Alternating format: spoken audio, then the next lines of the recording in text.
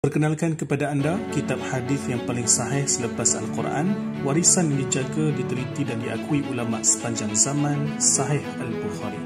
Imam Al-Bukhari meneliti lebih daripada 600,000 riwayat, namun hanya sekitar 7,000 hadis dipilih kerana ketepatannya.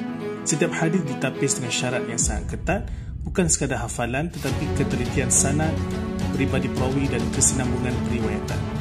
Edisi terjemahan bahasa Melayu oleh Santai Ilmu Publication ini hadir dalam 7 jilid lengkap, merangkumi 97 kitab susunan jelas, terjemahan mudah, catatan ringkas untuk membantu pemahaman, sesuai untuk rujukan harian, kuliah dan bulan kaji. Antara topik yang terkandung di dalamnya, kitab iman, ilmu, taharah, salat, nikah, jihad, akhlak, adab, akidah dan kehidupan seharian.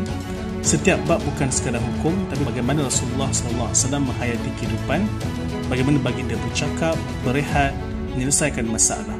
Inilah panduan akhlak dan adab yang kita cari selama ini. Sahih Al-Bukhari, terjemahan bahasa Melayu, terbitan Santai Ilmu Publication. Setiap pembelian akan menerima penanda buku eksklusif secara percuma sebagai tanda penghargaan. Dan jangan bimbang, kami boleh post ke mana sahaja anda berada, seluruh Malaysia, Sabah, Sarawak dan luar negara juga. Saya Al-Bukhari, terjemahan bahasa Melayu, terbitan Santai Ilmu Publication. Stok tidak sentiasa dicetak. Kalau anda sudah lama mencari, inilah masanya. Klik link, hubungi kami. Isi rumah anda berharga, memiliki ilmu.